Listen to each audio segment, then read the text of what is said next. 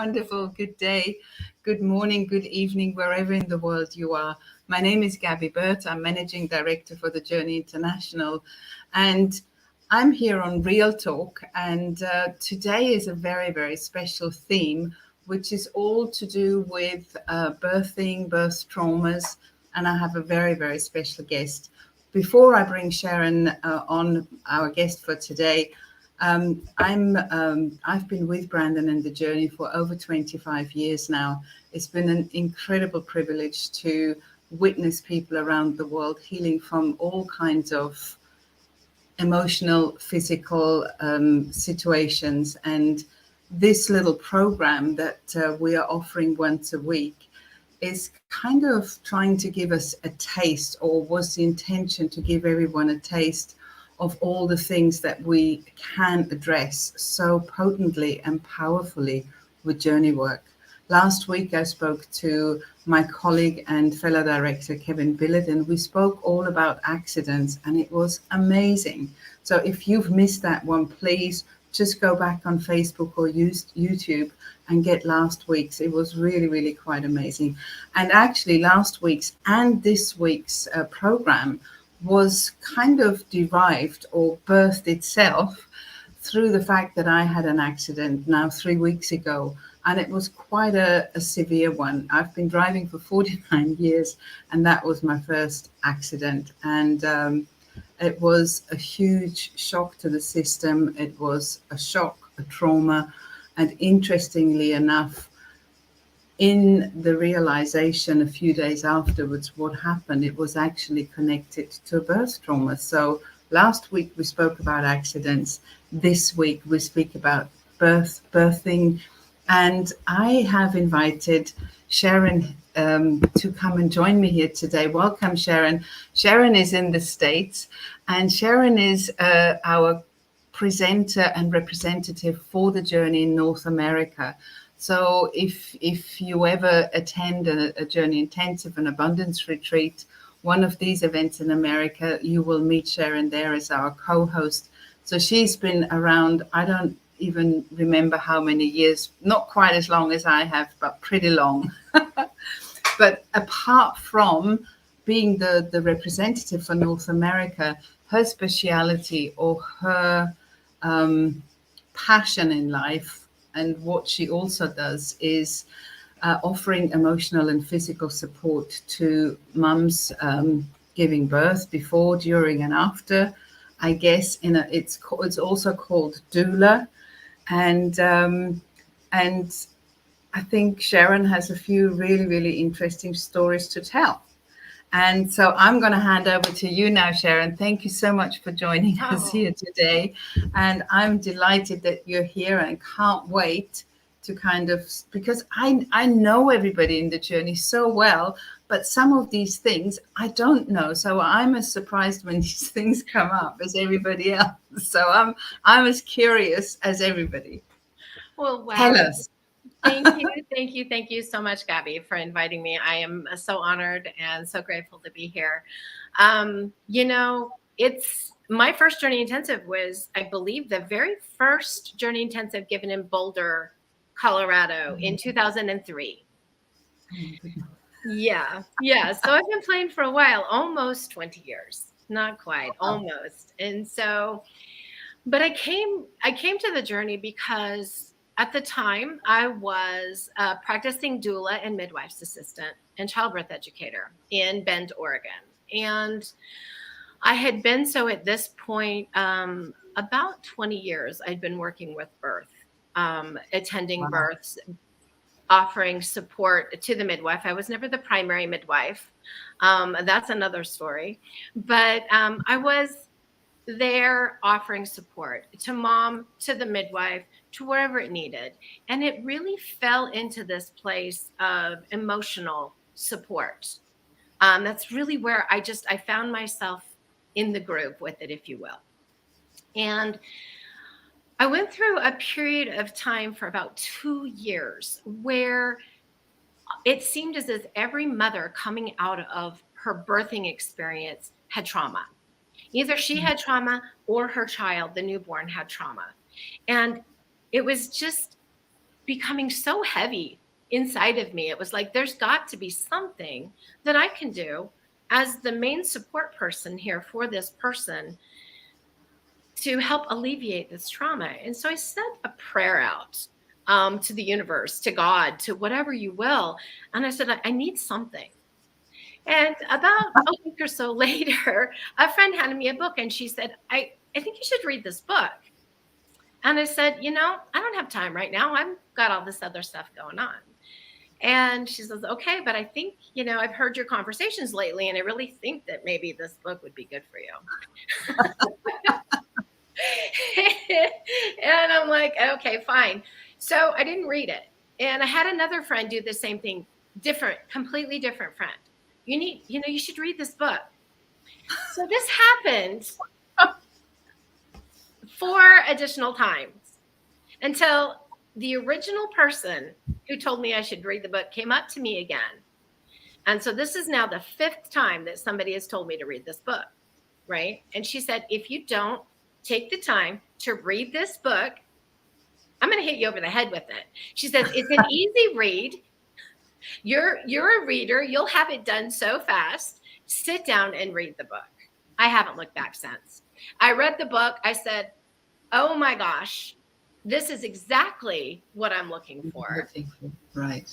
And I signed up immediately. I'm like, where's a journey intensive? Oh, they're all on the East Coast. Nope. Look, here's one in Boulder. I will fly to Boulder. I will fly to Denver. I will go. I will do it. And the really cool thing is I started with the physical journey with my clients before I even went to a journey intensive.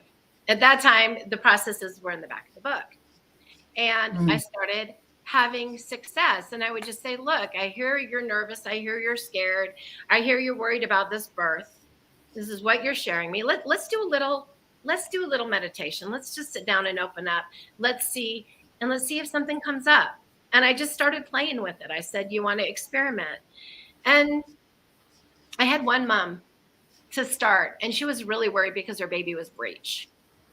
And she's this crunchy granola kind of mama. She really wanted to have a natural birth at home with a midwife. And she was breech. Her midwife would not deliver a breech baby at home. So they'd have to go to the hospital. And she was getting more and more and more and more and more worried. And I said, look, let's try this. You've tried everything you can try. You've been to chiropractors. You've been to the acupuncturist. You've been to the Chinese medicine guy. You've done spinning babies. You've done everything we can think of that we know how. We've tried the physical manipulation. Everything's been tried that can be tried. So what have you got to lose? And she's like, okay, let's try it. Well, we did it. And when we did this physical journey, baby came to the campfire in utero. And baby was all tangled up in the cord. The cord was very, very long. And it was wrapped around the body and wrapped around everything. And there was just no way that child was going to turn. No way. And in this process, mom realized what was going on, and dropped all expectation for her birth. Let go of every need for anything other than to make sure this child was born safely. Right. And I've got goosebumps. My hair's Me too. And it was like, here it is. Mom's having her very first conversation with this baby. This was one of the very first ones that I did. And it just hit me. Oh my goodness. What a gift for her to be able to begin to communicate with her child in this way. So she went in a week and a half later, had a C-section, and the baby was completely wrapped up in the cord exactly as she had seen it. Wow. Oh my God. And the doctor looked at her and he said, you would have never had a successful delivery at home the way this child is wrapped. Wow. Wow, that's And that just set me up for beginning to experiment and beginning to play and beginning to say, okay, so if this is possible, what else is possible? And I recall another.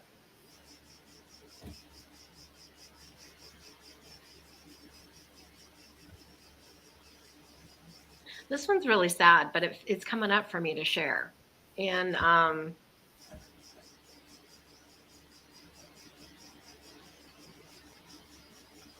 going to share it. okay. We had a mama who's was being called in to be induced because there were problems. She was at the end. She was at 39, 40 weeks, right about when she should have been having the baby anyway. But there had been babies, vital signs had been decreasing. And a lot of times you can tell this when you have a child inside of you, baby will kick pretty frequently. You can tell the baby's active. You can tell baby's moving around. And baby had stopped moving around and had become very, very slow and inactive and very just inactive. And mom was really worried. And we'd already done some work with her with Journey. We'd done a couple of other processes because at this time in my career, I was offering Journey work to every single client and basically billing it. Look, you're nervous, you're scared. Let's do this. Let's alleviate your anxiety about what's going to happen and let's let go of any expectation. Let's just be. And so we did the process and baby was there, but baby wasn't going to make it. Mm-hmm. There was something going on chromosomally with the baby. Mm-hmm. And mom had a chance to have a conversation with the baby through tears. And it's bringing me to tears now because it was such a precious experience because she had a chance to communicate before baby passed in this process and express her love and express her gratitude that she had the chance to carry this child. And baby was just like, you did what you were supposed to do. I did what I was supposed to do. I was only meant to be here during pregnancy.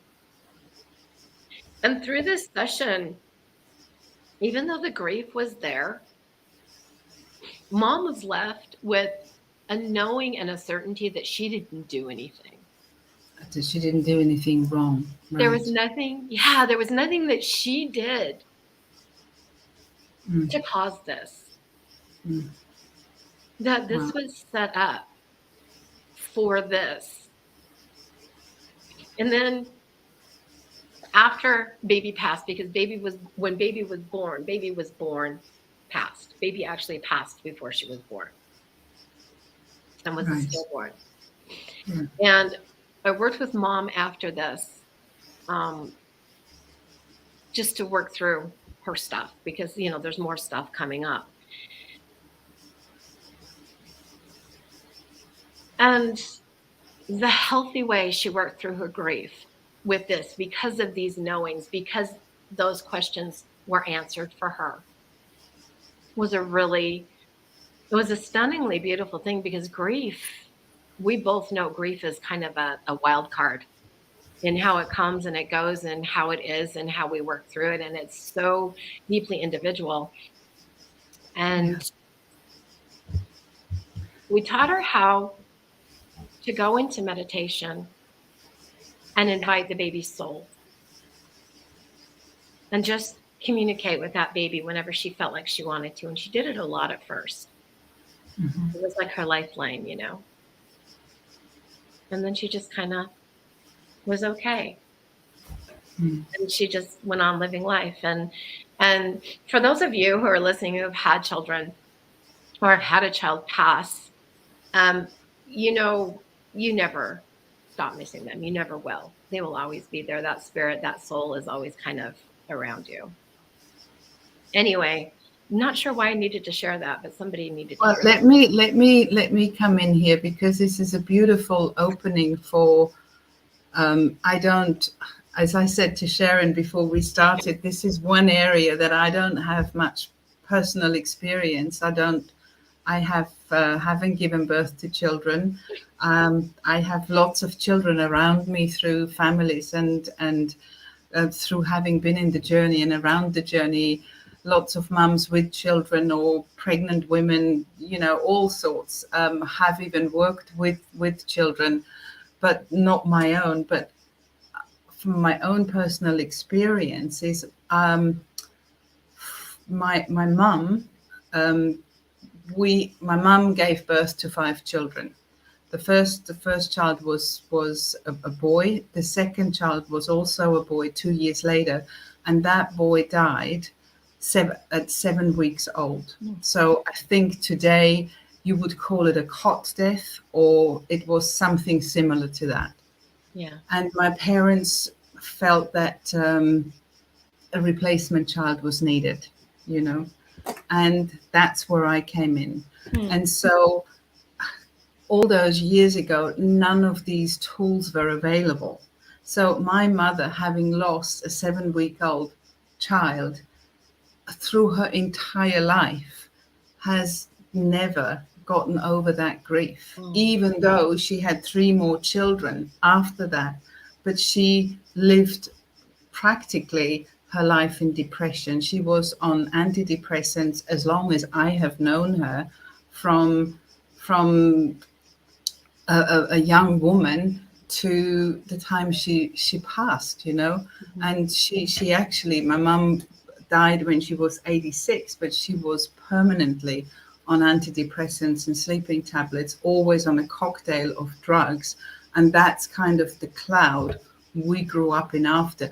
And then for me as a baby, and I have had lots of processes around my birth, but for me as a baby, I grew up in this, not just grew up, but in my mum's womb, there's been a permanent fear of what could possibly happen to me. And so there was, and if I go back to, through journey work, if I go back to that time, there is a constant level of fear. And it's like, oh my God. And when I was born, it was actually, I had the umbilical cord around my neck twice, not once, but twice. And I was fighting for my life. And this is what actually happened with the car accident that I had 3 weeks ago, is that I could see, I could not see my birth. Like, I didn't see my birth, but I kind of viscerally felt the birthing process. And I knew step by step, moment by moment, what happened in the car accident. And from the impact, it was like the impact was when my mum's contractions got strong, and the absolute fear, and I didn't know, it came out of nowhere, and then and even as I crawled out the car was probably similar to how I crawled out of my mum's body. And it was almost like an identical one of those sliding door moments. And with the car accident, it felt like I could heal an old trauma that's somehow been stored in my body since birth and hadn't come up before, not to that level, not to that extent. So, and so this is just confirming everything that you were saying, and how lucky that the women have been, that you have been able to support with journey work in the lead up to birth or during birth, because it's like every time, you hear about it, it's like everybody's on tenterhooks, everybody is scared, and so if there is somebody in the room who can kind of bring change the consciousness, so much is possible, so much else is possible, so much more, for everyone being at ease, including the mother, including the baby, So well, I just wanted to say that because I absolutely get it, how important it is. Well, my question would be is that, looking back, we all know hindsight, but looking back in your life as you wind through journey work, wind that camera back, throughout your life, how many times has your life been driven by that initial fear? Oh, it's That if there were a way in which your mom could have worked through that fear before she had you, yeah, and so exactly. she passed it to you and you took it on when you were born, Yeah, how has that set your yeah, life up? yeah. I And well, mean, it was huge. It was huge.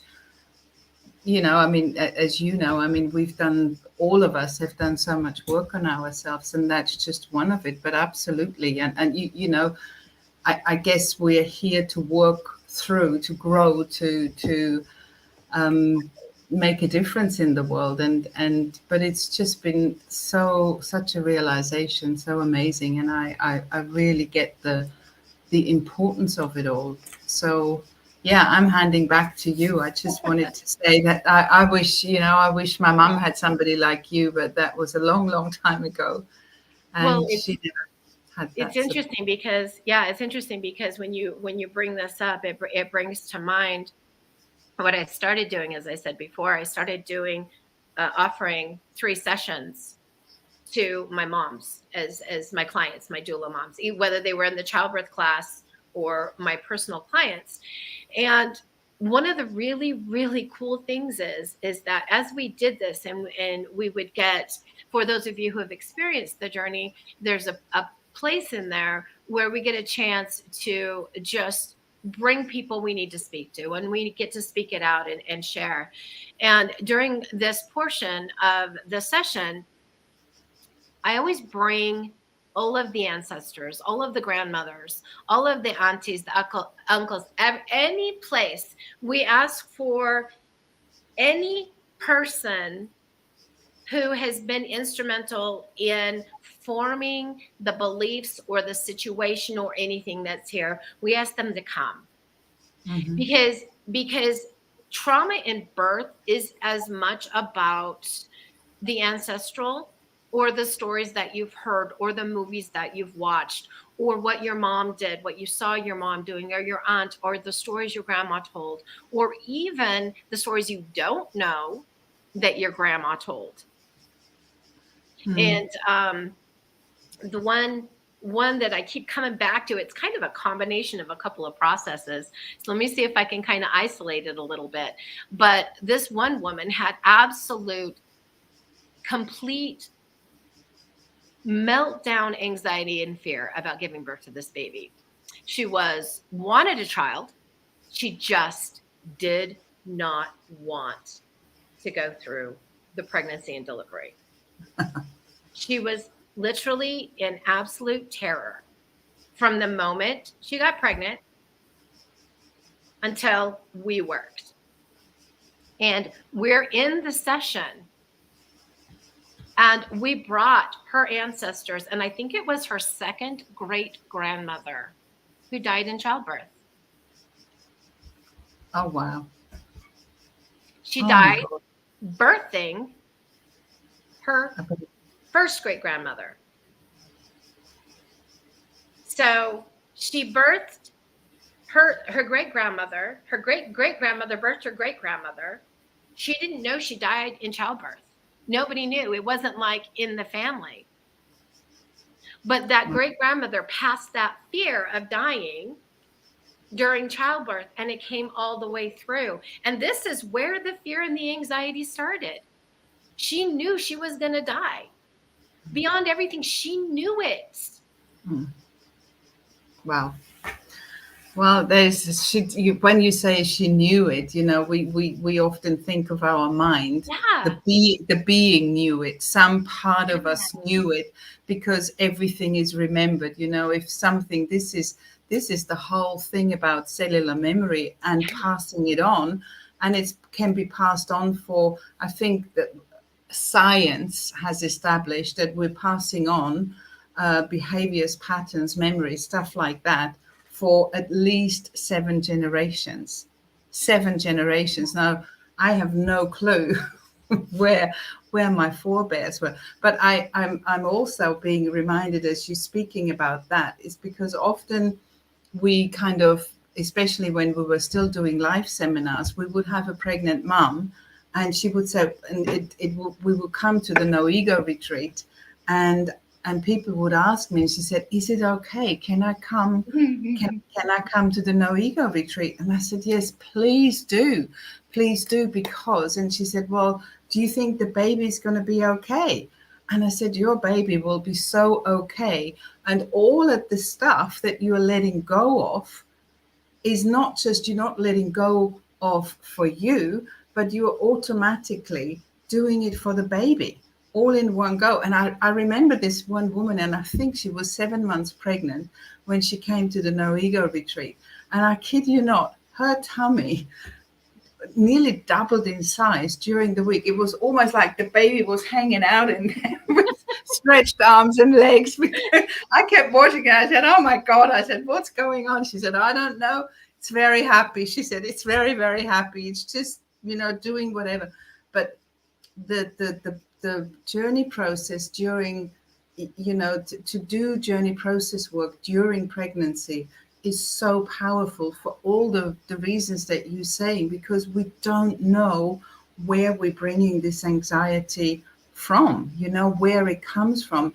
And how amazing to hear this story, that somebody died in childbirth, and there's a huge anxiety there now, even though you don't know why, but it's anchored in your cells, it's in your being, it's somewhere, So that is unbelievable. And so I'm just going to do a little bit of we have journey intensives going on all the time on all the time zones in the world. Sharon is doing the North American one. We have Arnold doing the European one. We have Lydia on the African, still European time zone. We have a team in Australia. So we kind of have them on a regular basis. And what we've also done right now, because times are a little bit tough, probably for many people, with inflation, with petrol prices, with electricity, with inflation, everything kind of prices seem to be going up, and we end up saying, oh, I can't afford it.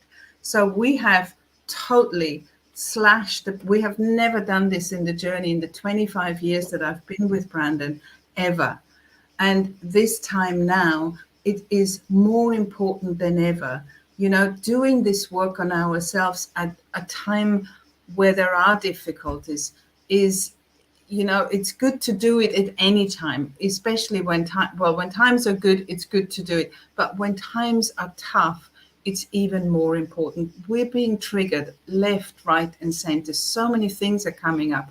We're worried what's going to happen, and so we can choose to kind of hang out in fear and anxiety, or we kind of let those triggers be recognized and clear them out and come into a healthy wholeness, present moment awareness. So please, our 3-day journey intensive at the moment in the euro price is 147 euros. It's I said the other day to somebody, it's like, go fill up the car and do a little shop, and that's it, that's it. And it's changing, it's life-changing stuff. It changed my life. I have seen, witnessed, and know hundreds of, personally know hundreds of people around the world, have met thousands of people around the world, and it can change in a day. It can change in your first process. So if you're hearing this for the first time, please take a look at it. Take a look at our landing page and read and see some of the stuff. Look around on our Facebook page, on our YouTube channel. Just get a sense that there is something that kind of brings us back into wholeness, brings us back into the truth, the essential truths that who we are, and takes us out of our thinking mind of constantly figuring out what's the worst that can happen, back into the heart, back into the trust, back into the love. And so please take a look at it. And this was my little advert slot. I love it. Before I hand over to Sharon again, come on, tell us some more. So these stories are amazing. You said you also do journey work by proxy. How does that go? I do. Well, that's a nice little lead in, because we had a mama whose baby was just about 2 weeks, 3 weeks old, and was just inconsolable, was crying all the time. And she had it at the doctor, and they were just unsure what was going on. They didn't know. They said that they did the tests for bile and for colic, and they're like, well, she could have mild colic, but it wouldn't really explain. And I had worked with Mom during her pregnancy, and Mom was just like, can we do anything for her? Can you do something? And I said, well, let's try. Let's try. That's me. I never say no. I say, let's figure out a way. That's what I'm always doing. And I think Gaby knows this about me. How can we do this? I don't give up very easily, do I, Gabs? So I said, let's try. Let's see. So we sat down. I said, why don't you hold her in your lap? And she's like, but she's crying. She's crying. I said, well, let's see if we can get her to sleep. And we can hold her, and if she cries, it's okay. We'll hold her. And we went and we did the classic physical journey on her. And we brought, but I had her do it differently. I asked for her. So when I work with mamas, and I've been doing this before journey, I always create with them a meditation we do, and we create a sanctuary or a safe place.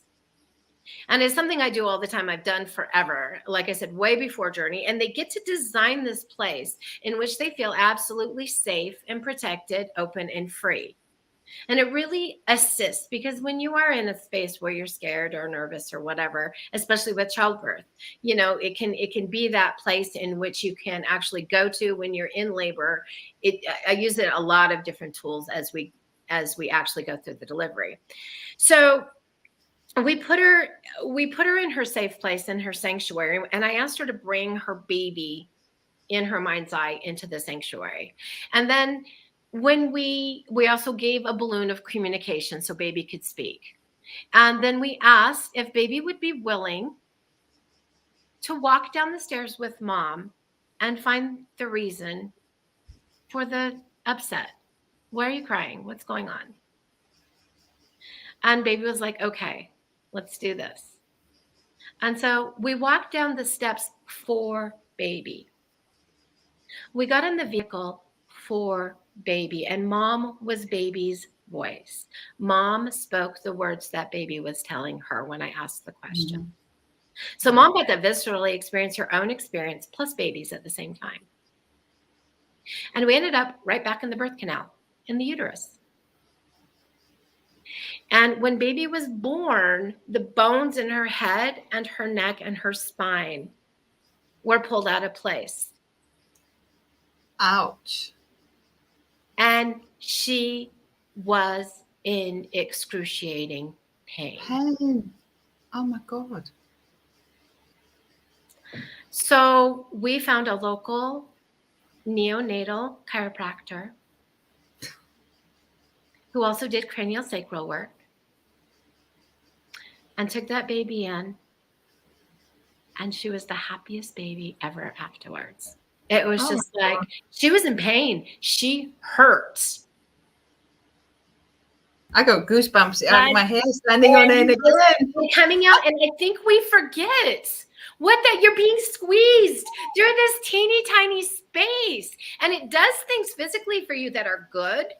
It brings the oxygen to all your cells. It does all this stuff that it's supposed to do, but it can be a trippy ride that hurts too. Wow. And the cool thing about this proxy is that this is also something I sent her. This was one of the first ones that I did in this way. In fact, I think it was the first one. And it was like, I said, we're going to play with this some more. And so I added that into my childbirth class that I did. And at this point, I was doing not the typical childbirth class anymore, because in my town, there was a dime a dozen. There were, every OB practice had a childbirth class that they put on. All the midwives did. It was there. So I started shifting mine to prepare emotionally and mentally for childbirth, basically.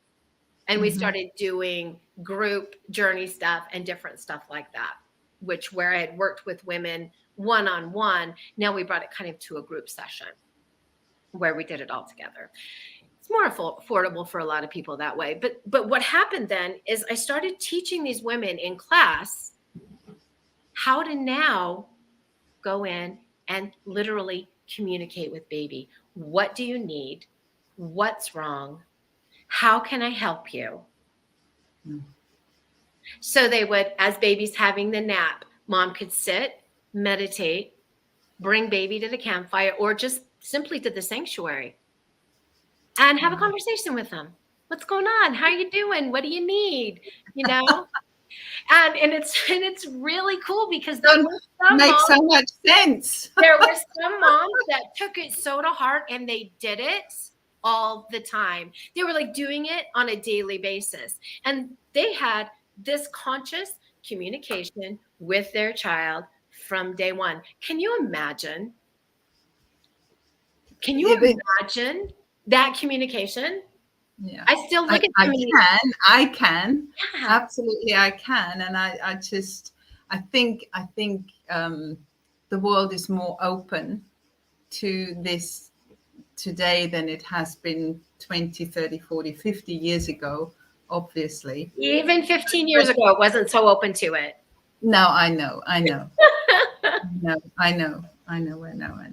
And I also just want to say that this doing journey work by proxy, this is also something that our practitioners actually do kind of take on board, because I did ask you, but I'm aware that it exists, and we have journey practitioners working with animals. We have practitioners working with people in coma. I have worked with my father who was on his deathbed. And that was probably the most beautiful journey process I have ever done. And he was not conscious, so it was a journey process in consciousness. And I'm going to save that for another. Yeah, I was going to say we can go to that, because as you know, I've been playing with horses lately, and I've got some really awesome. Well, we will do one about animals, and well, I'm not the animal expert. I'm just playing with them right now. I'm not the expert on animals, but hey, let me tell you. Anyway, it's been. Is there anything to kind of summarize, to sum up, to kind of give us a?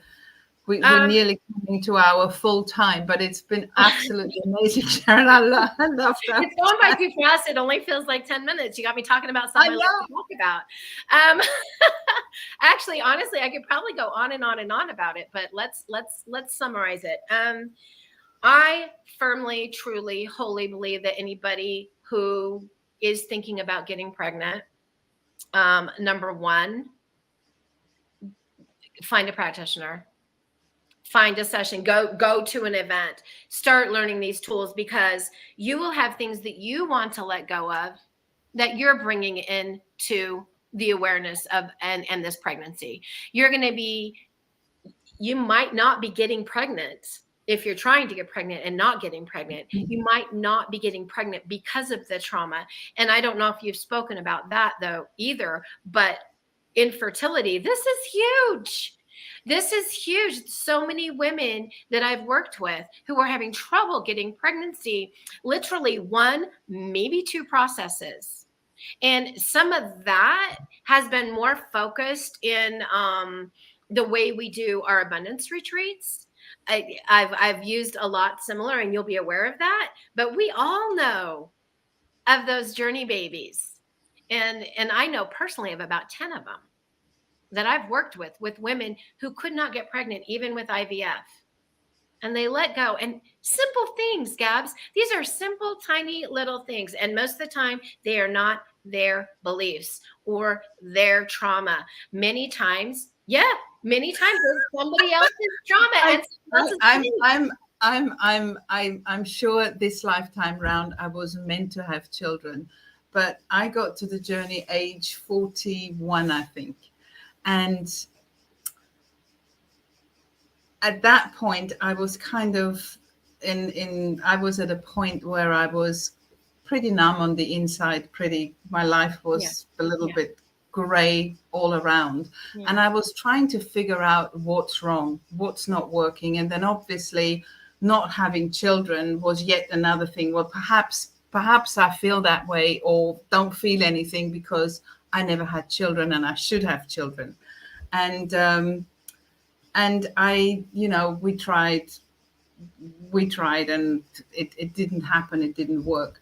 But it was interesting because then when I came to the journey and I started releasing and started to feel and started to get very, very clear, I also was taken back to my teens, and I was a soapbox girl. It's like, how can anybody bring children into this? I would stand on a soapbox and speak to everybody that it's irresponsible to bring children into this world. Well, hello, and I by the time I got to that, if I had really, really, really, really desperately wanted children, and I would have started earlier, not age 38 or 39, and did a couple of sessions with the fertility clinic and said, oh, sorry, I can't be bothered, can't do this.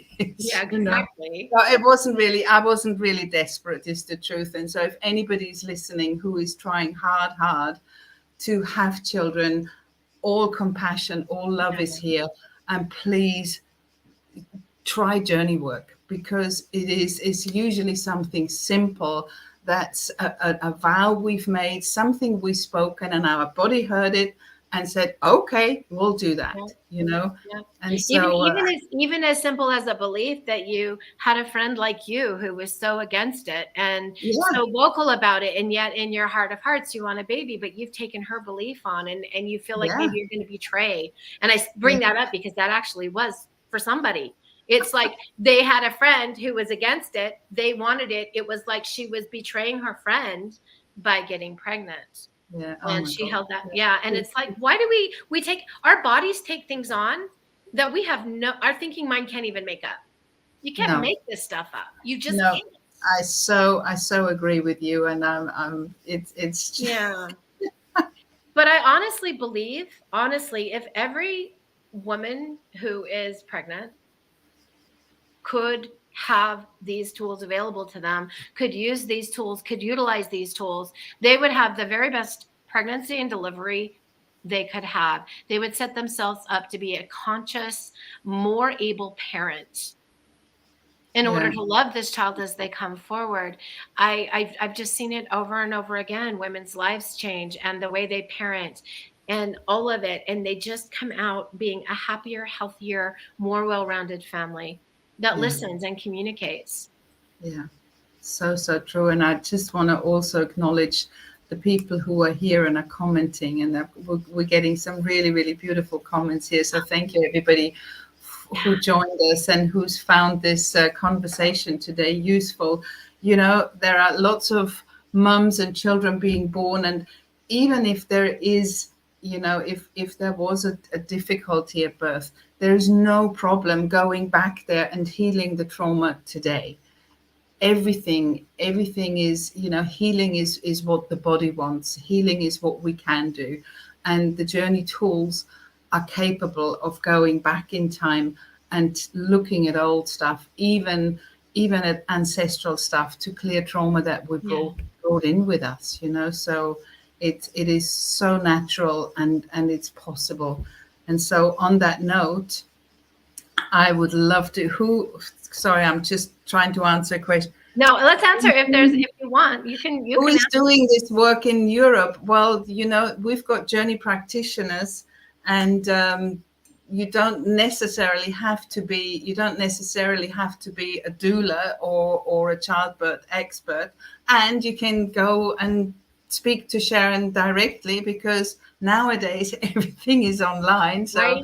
I work with people all over the world. You just need to agree a time when it works. The time difference between you and Europe is not that bad, so it's all possible. And Sharon, I'm sure you are on our list of practitioners, or if anybody has any questions, support@thejourney.com can answer pretty much every question, or find the person who has the answer to your question. 100%. Support@thejourney.com, as easy as that. Yep. So on that note, Sharon, hang on in there. But I would love to say thank you very, very much for joining me today. Oh.